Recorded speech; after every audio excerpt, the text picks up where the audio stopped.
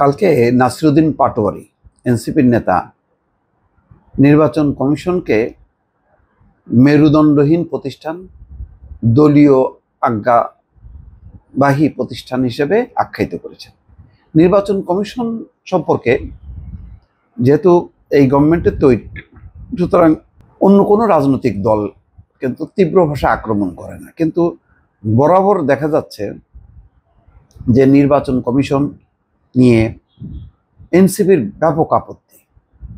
কয়েকদিন আগে তারা ট্রাকে করে 43,000 পৃষ্ঠা নথিপত্র পাঠাইছে, কিন্তু বলছে যে অনেকগুলো উপজেলায় তাদের যেই স্বাক্ষর লাগে 200 জনের স্বাক্ষর সম্বলিত ভোটারদের, সেই কাগজ পূরণ হয়নি, আরও হয়তো কয়েকটা পয়েন্ট হয়নি। তো এটা তো নির্বাচন কমিশনকে তো নির্দেশ আদেশ দিয়ে যদি সব কিছু করাইতে হয়, তাহলে তো এটা তো সরকারি প্রতিষ্ঠান, এটা তো ডিসিএসপির অফিস না যে কেউ যাবে না নির্বাচন কমিশন অমনি সবাই দাঁড়ায় সেলুট করবে, স্যার স্যার বলবে।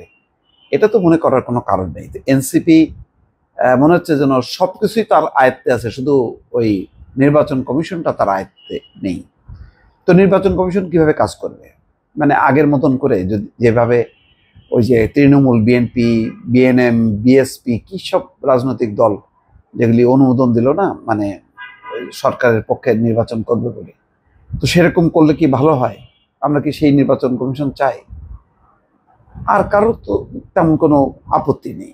হ্যাঁ, বলতে পারেন যে যে কাঠামোয় সেটা পুরনো কাঠামো ছিল, তো এখন যে কাঠামো সেই কাঠামোয় তো আওয়ামী লীগ নেই। আওয়ামী লীগ না থাকা বাকি রাজনৈতিক দলগুলো সবাই ওন করছে, তো সেই কাঠামোয় ত্রুটিটা কোথায় দেখতেছে? এখন যদি পুরনো কাঠামোর, এটা কি ডক্টর মোহাম্মদ আগের পুরনো কাঠামোই প্রধানমন্ত্রীর সুপারিশে প্রেসিডেন্ট অনুমোদন দেয়, এই তো। তো এখন এই কাঠামোতে কে আছে? এই কাঠামোর পুরনো কাঠামোর নতুন আঙ্গিকে, নতুন ব্যবস্থায় কে আছে? আছেন ডক্টর মোহাম্মদ ইউনূস। তার সুপারিশে যদি প্রেসিডেন্ট অনুমোদন দেয়, তাহলে সমস্যাটা কোথায়? সিস্টেমটা পরিবর্তন সেটা পরেও করা যাবে। এখন তো সবকিছুই আগের সংবিধান, আগের আইন কানুন অনুযায়ী চলছে।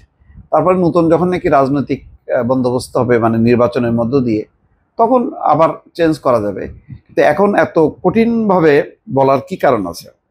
আগারগাঁও নির্বাচন কমিশন ভবনে সিসিএএমএম নাসিরুদ্দিনের সঙ্গে সাক্ষাৎ করে এনসিপির একটি প্রতিনিধি দল পরে সাংবাদিকদের এই কথা বলেন। তো এত ক্ষোভ কেন? তাদের নিবন্ধন দিচ্ছে না, তাই তো নিবন্ধনটা কি জোর করে আদায় হবে? এখন যদি নিবন্ধন দিয়ে দেয়, অন্য রাজনৈতিক দলগুলো বলবে না যে এই নির্বাচন কমিশন চাপের মুখে এনসিপিকে নিবন্ধন দিছে? এটা তো অপেক্ষা করতে হবে, ধৈর্য ধরতে হবে, যে ক্রাইটেরিয়াগুলি ফুলফিল। হ্যাঁ, আমি ব্যক্তিগতভাবে মনে করি অবশ্যই এনসিপি তার আন্দোলনের ঐতিহ্য, তার কারণে একটা পট পরিবর্তন এবং তার যে জনপ্রিয়তা আছে সেটার হয়তো একেবারে ব্যাপক মাত্রায় নেই, তৃণমূল পর্যায়ে নেই, কিন্তু ইচ্ছা করলেই তারা সেটা গড়ে তুলতে পারবে কম সময়ের মধ্যে, তো সেটা ফুলফিল করতে পারবে। তো এটার জন্য অধৈর্য হওয়ার কারণ নেই। আর নির্বাচন কমিশন এমন কঠিন কথায় আক্রান্ত করলে এই নির্বাচন কমিশনই তো নির্বাচন করবে, নাকি আবার একটা নতুন নির্বাচন কমিশন হবে? এখন হসপস যদি আমি করতে চাই, তাহলে করে দিলাম। নির্বাচন কমিশন নাই, সংবিধান নাই, প্রেসিডেন্ট নাই, কেউ নাই, ঝামেলা বাঁধাতে সমস্যা নেই। তাহলে যেটা হবে, নির্বাচন আর হবে না। তো নির্বাচন ছাড়া চলি, তাহলে নির্বাচন ছাড়া চললে আমরা সবাই বনের বাঘ, এনসিপিও বনের বাঘ হবে, বিএনপিও হবে, জামাতও হবে, সবাই বনের বাঘ হয়ে আমরা দাপায় বেড়াই, যার যার মতন করে আমরা আইন হাতে তুলে নিই, মব তৈরি করি, এটা হবে না, ওইটা করতে হবে, একে বাধা, ওই ওয়াকারকে হটাও, ওকে বসাও, তাকে দমাও, এই করতে চলুক একটা বিশৃঙ্খল অবস্থা। এটা কি ভালো হবে? নাসিরুদ্দিন পাটোয়ারি বলছেন নির্বাচন কমিশনের কোথায় কোথায় সমস্যা তা তারা জনগণের সামনে তুলে ধরছেন। ভাই, নিজেদের আগে নিবন্ধনটা নেন, নির্বাচন কমিশনের সমস্যা এনসিপি তুলে ধরুক, অসুবিধা নেই। আরো রাজনৈতিক দল তো আছে, শুধু এনসিপির কথায় তো আর নির্বাচন কমিশন চলবে না।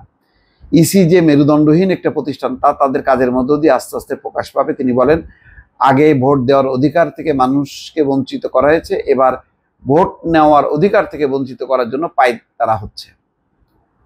এনসিপি এখনো ইসির দুর্বলতা এবং ভুলগুলো তুলে ধরে সংশোধনের সুযোগ দিচ্ছে।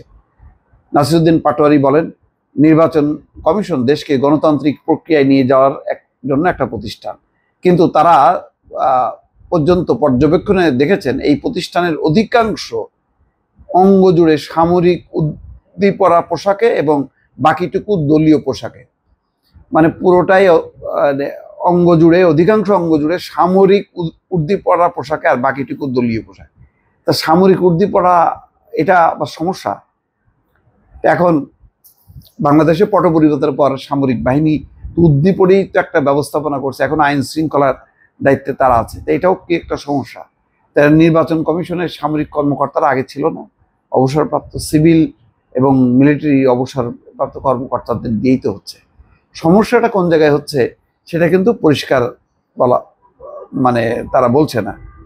এনসিপি বলছেন এই কমিশনের অধীনে এনসিপি নির্বাচনে অংশ নেবে কিনা এই প্রশ্ন উত্তরে বলেন, এই সিদ্ধান্ত নেওয়ার জন্য আমরা আপাতত যে অবস্থায় আছি সেটা আমরা বলছি। গত 10 বছরে ভোট দিতে পারি নাই, এখনো ভোট নেওয়ার সিস্টেম নাই। যদি আমি ভোট দিতেই না পারি, জনগণ যদি আমাকে ভোট দিতে আসে আর আমাকে যদি বাধাগ্রস্ত করা হয় ভোট নেওয়ার জন্য, তো সেখানে কখন আমি বুঝবো আমাকে ভোট দিতে দেবে না? সেখানে গত 15 বছরে তো অনেকে ভোটে অংশগ্রহণ করে না। যে কেমন জানি আমার এলোমেলো কথাবার্তা আর কি, আমি তাদের এই কঠিন কঠিন কথাবার্তা আমার বুদ্ধিতে আটকায় না। এখন কি সমস্যা হচ্ছে, কোথায় কি হচ্ছে, এই বিষয়গুলো আসলে পরিষ্কার না। দর্শক ভালো থাকবেন, আল্লাহ হাফেজ।